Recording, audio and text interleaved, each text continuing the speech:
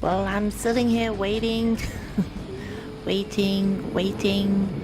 Um, is there any funnies going on up there upstairs somehow? Is there any funnies? Calling all funnies, calling all funnies. Come down, I'm waiting. Yes. Hang on. One moment.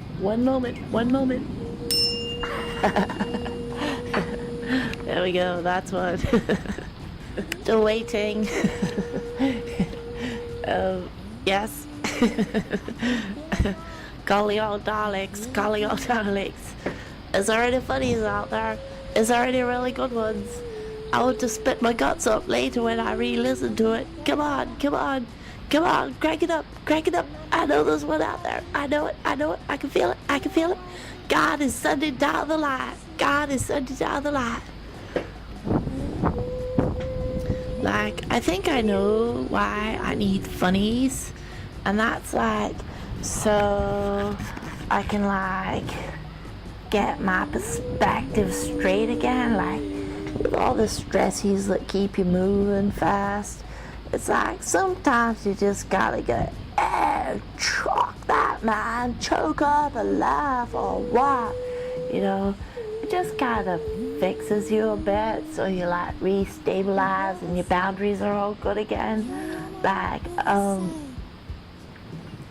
if you go for like a week without laughing, sometimes maybe a year or whatever, and then you get a big laugh, it's like, oh, you know you feel better. It's like God sent you a gift.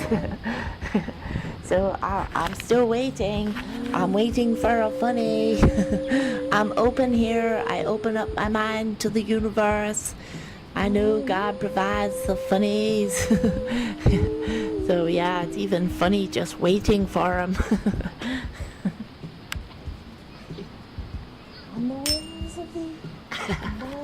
Okay, I got, that's another one. It's like the little ideas in your head kind of make this noise sometimes. And then you laugh, it's like, oh, that's good again. So yep, I'm still waiting patiently. If I put my voice recorder down, I usually get like a funny pop into my head, so I gotta pick it straight up again. It's like, okay, should I just like leave it on for like 10 seconds and see if I get a funny without like having to put it down again? So here we go. No, it didn't work. Too much suspense for the occasion. Sometimes if you wait like impatiently, it won't work. But if you just carry on doing your normal stuff, you've had your manganese mental health vitamin, maybe some honey or bee pollen, or brain tonic, or like had some funny food like that makes things funny sometimes. Just carry on, do your stuff. You get your funnies, and it's like, it's all good again. It's like, yeah, life goes on. So in the dramatic sensation where time stands still, where you're trying to decide, is there gonna be another funny? It's like, gets so tense. Oh no, here we go, this is silent bit. Is anyone gonna laugh? It gets so tense. It's like, oh no, makes it tenser, you have to laugh. It's like, ew, too much, dude, too much. Okay, I've got a bit of a funny. I was just in the bathroom and it started to creep up on me like, oh no, there's a funny coming. Oh no. So I went, quick, run down the hallway. Dun dun dun dun dun dun dun dun dun dun dun dun. Back to computer. Here it is. Well, I'm on Facebook, right? And I've liked some of my favorite music artists, so you get their Facebook pages come up on your Facebook page. It's like, you know, sometimes they give you like videos you can watch, you know. And so I've liked Metallica, and well, Metallica actually put this video on called Sad But True, and there's like probably 100,000 different comments on it, because you know Metallica are like massively popular. And it's like, so I put a comment on as well. I said, this is a good way to start the day, with a couple of those exclamation marks. It's like, yes, that's a good comment. So I get back to my Facebook page like a few hours later, after you know all the other stuff I've done, and Metallica have actually written back, you know, it's sad but true. I was like, no, I'll check my boundaries here. Did Metallica comment on my comment? It's like, oh no, that's popular. So it just looks that way, probably. So I put, it's so true, it's true, haha. Wrote back, and they haven't commented back yet, but they might, you never know. So there's a funny for you. It's like, that's cool, man. 5 minutes. Is there any more funnies? Is there any more funnies? Is there any more funnies out there? Calling all funnies. Calling all funnies. Is there any more funnies? Okay. Oh no, I've got a funny, but it's not really funny, but it came into my head anyway, so I should say it, even though I shouldn't say it, you know? Like, what was it again? Well, like, if you're trying to force a funny, it's not gonna work. It's like trying to force a pop-off. It's dangerous, you know, in a big way. It's like pictorially, literally dangerous to force a pop-off. So like, if you force a funny, it's like forcing a pop-off. It's like, oh no, you can't like fart out your funnies, you know. You gotta kind of time them and hope they work, because you're like, you know, you got that kind of technical, dynamic casuality about you. But if you like practice and practice and practice and practice your funnies, you're gonna have to get this technical casuality about some form of tangent of logic about your funnies, because they'll either be overdone or too serious or something. So yeah, this is just a funny I thought of. It sounds like dangerous ground, like buyer beware kind of thing. You know, don't force your pop-offs, dude. But then on the other hand, it could be like battle of the sexes kind of thing, like the yin-yang condition of pop-offs. Like, because I'm female, I like only do pop-offs, but I understand men only do farts. Because they think it's funny. And like, you know, pop-offs is near enough to funny as I could get. Like, I don't do farts, that's for sure. So, like this yin-yang equation of the situation, like battle of the sexes kind of thing. Like, I wonder if all the sexist females out there are going, no dude, it's pop-offs. I don't know, the sexist guys out there are going, no, it's farts. You know, it's like trying to force the pop-off theory kind of thing in battle of the sexes. It's like, I'm not sexist, what's sexist about? Yeah. Yeah, that's how I describe it. Battle of the sexes is like pop-offs, man. And the dudes go, no, it's farts, love. No, it's not farts. It's pop-offs for sure. The guys are going, no. So there is definitely this yin-yang condition inherent in the difference in the sexes. This is quite a technical, scientific observation, hypothesis I've just made. So yeah, happy Spaffy the Duck Day. When I made up Spaffy the Duck, I was so impressed with Spaffy the Duck series when I was giving up smoking for quite a while there, and it just like flowed through me like, oh, holy high hell of Spaffydom, this is like ingenious ideas. So, and I even remember saying a joke at one stage that, yeah, Spaffy's like so good, man. Most comedy ends up like farts and pop-offs and stuff. And it's like, oh no, now I've like gone down to the lowest common denominator of all jokes, and it's probably still funny. I hope. Oh dear, I better set my boundaries again. Try and think realistically. Is this really funny? Yin Yang, Battle of the Sexes. I don't know. How can I lift my game a bit? Oh, pray to God, I guess. I know. God made up pop-offs, so it's meant to be funny. That's why humor always ends that way. And the blokes go, no, it's farts, love. Okay, I don't get it, but I believe you. Whatever.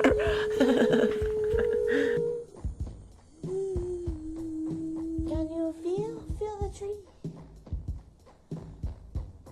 Dance on the horizon line.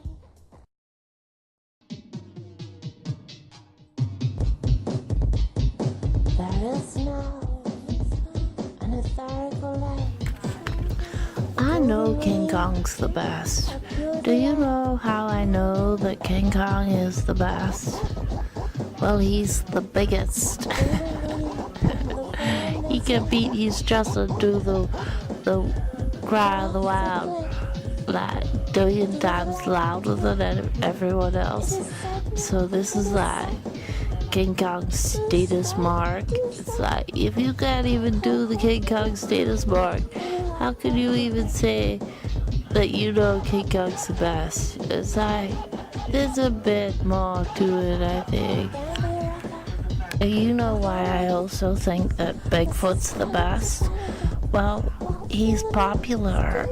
Like, if you're the best, you're popular, and it's like a sign of God kind of thing. Like, oh, only the true popular ones can say they're the best.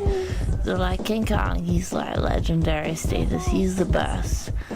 And Bigfoot, he's like legendary popular status, so he's the best too. And they both got cult followings like Frankenstein, and there's 100 Nosferatu and Dracula, and the whole works. Werewolves, lycanthropes, all the legendary status things of ancient history. Go King Kong, bring it on. I know who the best is. Everyone agrees, 'cause it's true. I even think that's funny, 'cause you know why? 'Cause it's popular true. Like in this modern age, we're like so caught up in our urban structure of life and lifestyle, and urban this and urban that, and city streets and blah blah blah blah blah. I wonder if anyone out there even believes in unicorns, or like, did unicorns once exist, or can like the forest like meld reality so you just can't see them even if they're there. It's like, I believe there's a magical quality to the mythical element of the natural universe, and I believe in mythological creatures like Pan and Pegasus and unicorns and centaurs and cyclopses. Like, I believe there's a beautiful, beautiful element, an undercurrent in life that says, hey dude, it's real. And like, Bigfoot's like the dude that comes in and says, oh, I stand for this, he's like the eternal Yeti of the world. He's like legendary. It's like, King Kong, Gigantopithecus. He's like the same. He's actually real. They've got fossils of his, skull or something. I don't know, whatever. But he's actually scientifically real. You can look up Gigantopithecus on YouTube. He's got like cult following videos, like as has Bigfoot. So this is like proof that there is like this element alive in the world today of the mythical, magical tradition of history of our ancestry, our roots, which, you know, we're from somewhere. We're not just floating around in the urban city eternally. We actually got roots and ancient history lines that are mythological in nature and hard to understand if we're caught up in the entanglement of a fast-paced lifestyle. But, you know, bring it on, Bigfoot, King Kong. I love him. You know, I think the funny factors in life are the true bits, and that's why you get to laugh, 'cause it's true. I'm just thinking now, right? Imagine doing the Bear Grylls Celebrity Challenge, and he's like in the swamps somewhere in America, and he like pulls out this massive, you know, 30, 40 kilo fish with his bare hands, and it's like a cod, and it's like grabs it and goes, pulls it up, you know, the thing's gonna bite his arm off if it doesn't get it right. It's like, if I'm like thinking here, do I want to do the Bear Grylls Celebrity Challenge when I'm famous? Could you imagine me pulling a cod out of a swamp that's like nearly too heavy for me to lift up? Oh God, what else? I mean, it's not just swimming under the ice naked, which is like attracting me to the Bear Grylls Celebrity Challenge. It's like actually thinking of doing it. It's like, you know, I can't handle a Can's winter where I have to wear more than a t-shirt. But can you imagine your entire nervous system flipping out all at once in the freezing cold, icy water? It's cold, move. It's like you would have to control your shock systems before you shut down, or else you die. Is that the point of the Bear Grylls Celebrity Challenge? I don't know. Like, could you imagine, like, doing the Bear Grylls Celebrity Challenge and going, okay, come on, man, let's go. And then, like, trying to keep up with him through the bush. It's like, you know, you're running over logs, jumping down here, crossing trees, and up the mountains, you know. I've been mountain climbing before. It's like, you think that little knoll up there is just the first peak that's easy to get to before you actually reach the top of the mountain. It's like, sometimes you'd be lucky to reach that knoll before you even think about getting to the top of the mountain, and then you turn around and go home. It's like those mountains have this magical, mystical quality that says, I'm only letting the strongest get to the top of me. I'm the bloody mountain god. Could you imagine, right? Bear Grylls, I'm like a big fan of Bear Grylls, and he's actually a survival commando kind of ex-army dude, and he goes through the most extreme wilderness conditions and shows you how to survive with barely nothing. Could you imagine, right? Like on one of these shows, he's actually done this, peed in a snake skin and then drank from it. Could you imagine, like on the Bear Grylls Celebrity Challenge, you'd be going, okay, this is what I'm doing. I'm gonna pee in this snake skin, drink from it in an hour or two. You can do the same, and then we're gonna sleep in the dead camel carcass when the sandstorm comes. It's like, yes, Bear, I'll do it. Oh, God. What am I getting myself into with all this Bear Grylls Celebrity Challenge thing? And what is the actual attraction to it? What kind of enjoyment do I get from thinking, yeah, drink your pee from the snake skin? I'll keep up with him, that's for sure. Oh, God. Like, you'd be in the forest with him, and he'd be like, okay, you gotta catch some bugs, because that's your dinner. Yes, boss, yes, boss, yes, boss. He'd be like, I'll get you on this one. It's like, which bugs are you eating, bud? You know everything about eating bugs, because you eat bugs all the time. Go on, tell me which ones are the best, because he knows everything about eating bugs, I guess. Like, the expert on eating bugs in the wild. God. And he'd be like, yeah, go eat that one. Yeah, no, that was a bad one. Try this one. No. You'd have to, like, pick a bug and hope it's edible. Like, I've got this idea of doing the Bear Grylls Celebrity Challenge and, like, going up Everest, being a Sherpa, you know. It's not just the challenge of going up Everest, it's the challenge of being the Sherpa going up Everest. It's like, oh no, that's not funny. I do like bushwalking, but like, I don't know, it's just the attraction of Bear Grylls is like intense. He would do that. I guess that would be funny. Is this actually possible? Like, these Sherpas probably spend their whole life, you know, training on the mountains and stuff, and that's their job because that's their lifetime work ethic. You know, they're a Sherpa. What's this stupid little city slicker muso artist comedian doing good? I want to be a Sherpa. I want to be a Sherpa. It's not that funny, I know.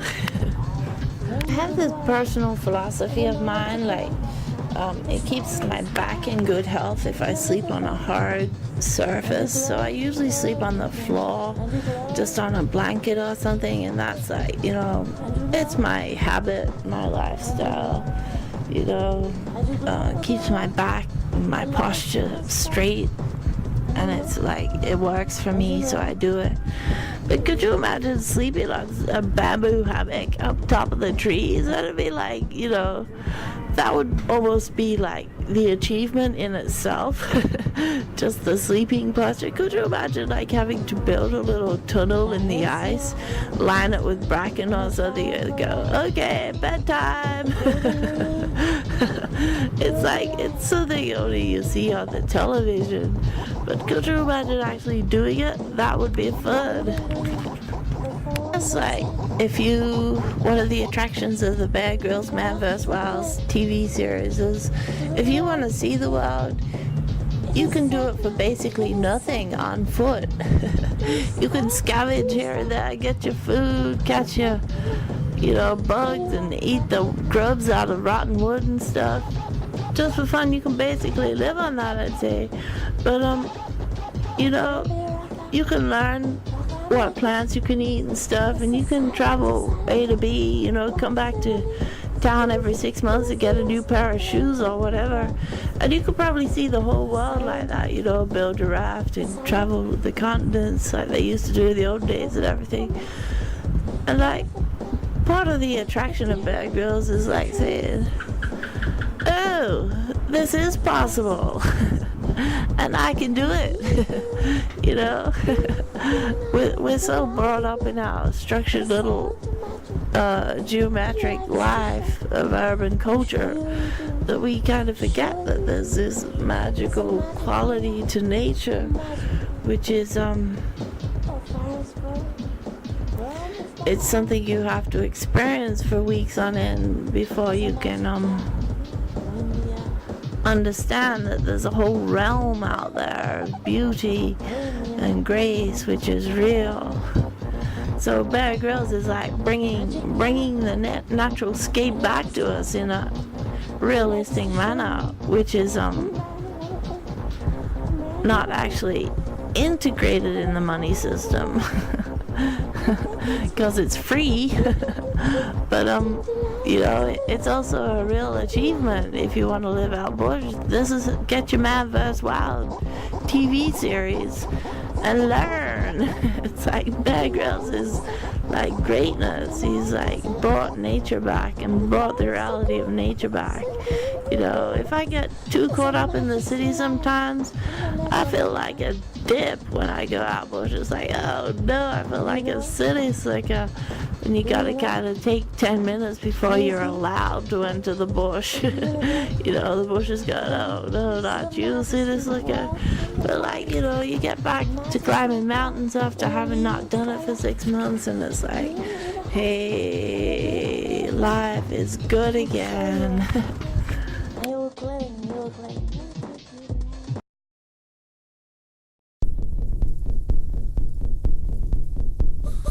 Okay, just in case this is going to be funny, I'm going to say it. I'm giving up smoking, and it's not even that hard.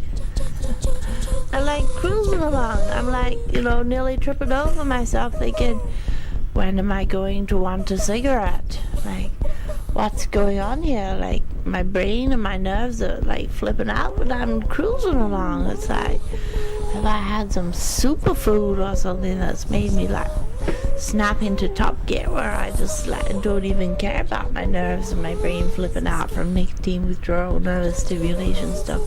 So like, I don't think it's funny, but I said it. It's like your brain testing you constantly and your mind going, yep, I want one. No, I don't. Yep, I want. No, I don't. And your brain's going, no, no, no, no.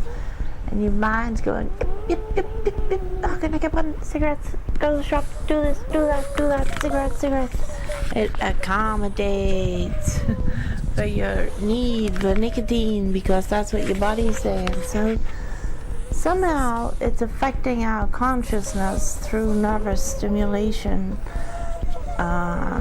So I know we have nerve cells in our immune system, so our consciousness can affect our body.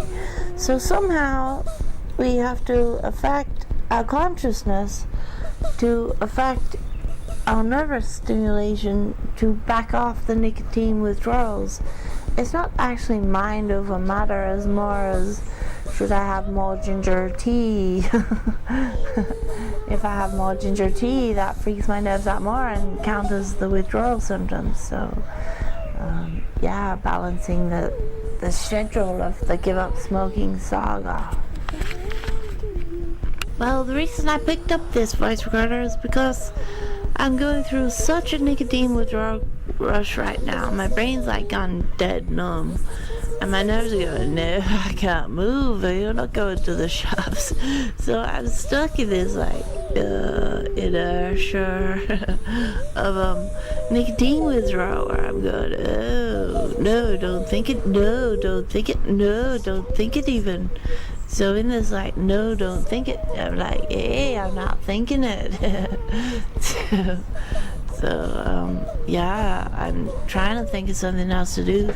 That's why I picked up my voice recorder, because it was like so intense, it's not funny, and my brain's going number, like numbs out sometimes with the intensity of the cravings. But this is kind of affecting my consciousness in some way, shape, or form through nervous stimulation. I guess nervous stimulation can be likened to magnet therapy, where the magnets affect the rate at which the electrons spin in your neurons. So maybe the nervous stimulation from nicotine withdrawals is like, you know, happy magnet therapy, happy nicotine therapy. Sometimes my brain burns. It's like I get this like intense rush of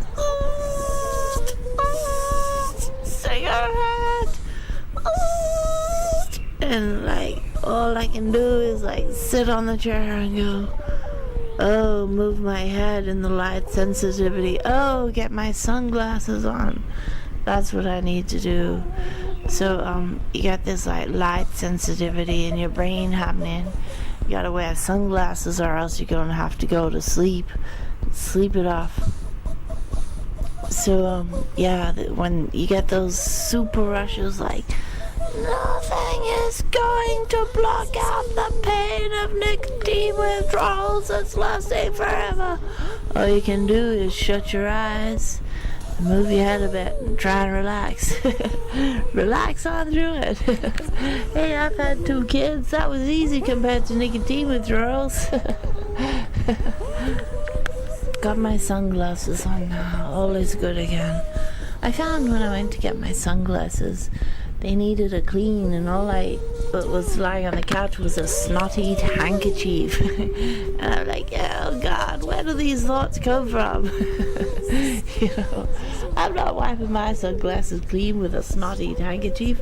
I get boogers all over the lenses. I'm not even thinking about the boogers on the lenses. That's disgusting.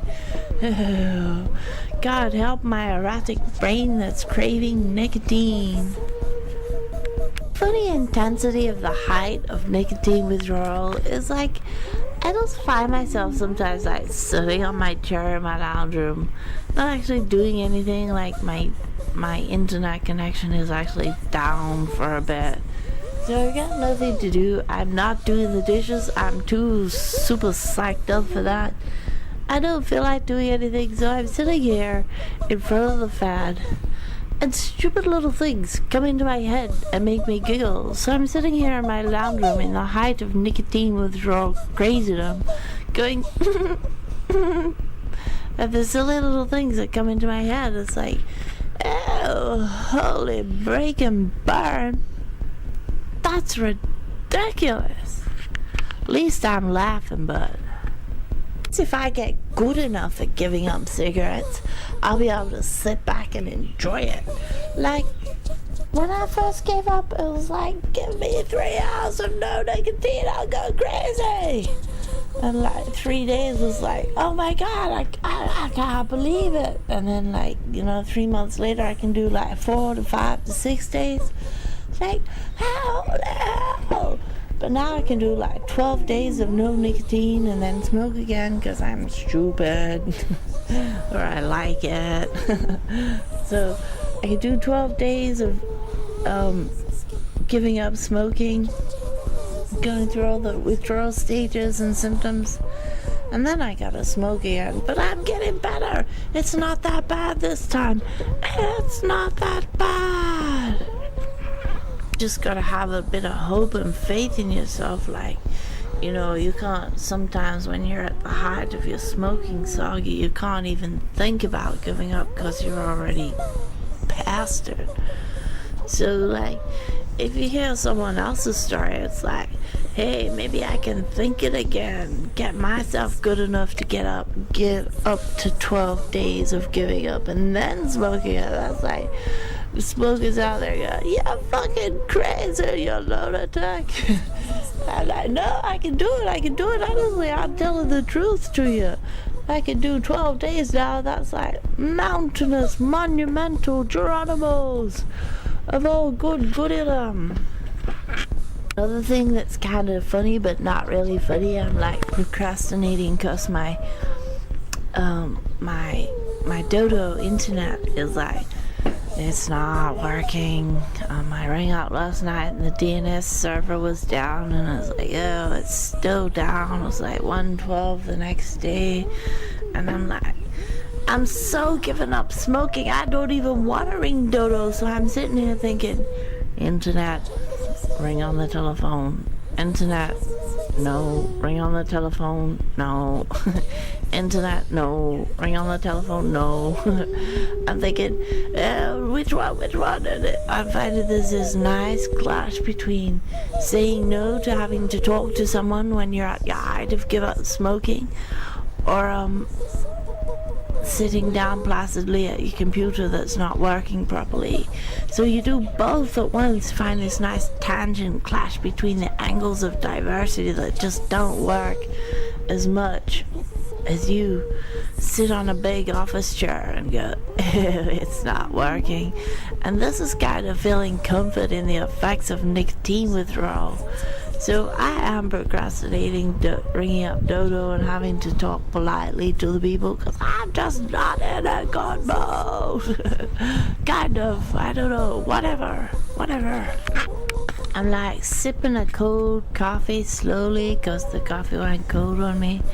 And like, I'm just sipping it, and I remember back to this like probably about 4 months ago. I was having such a big nicotine withdrawal. I was like, oh, my only heaven's caving in, and the rocks are falling down on my head, and everything's going wrong, and oh, I'm crushing like a crazy fire.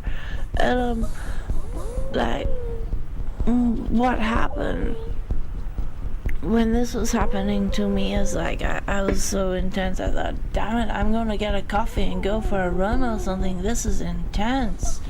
So I did. I went and got a coffee, and the thing was, because I usually have coffee with cigarettes, the coffee took away the nicotine withdrawal, so it was like instant pickup. It was like as good as having a cigarette, just having a coffee by itself. So sometimes when it gets really intense, instead of going off to sleep and sleeping it off, just put your sunglasses on, dark glasses, and sip a cold coffee. And the cravings kind of work with you, and you don't have to sleep it off. If you do have to sleep it off, the best thing for you is to have a bit of like I had a miso soup with lots of noodles and bread. Bread is the best. If you're giving up cigarettes, bread always makes me slightly tired, so it gives you that like edge of like, oh, I can handle it, chill out factor. It's like, it's really good.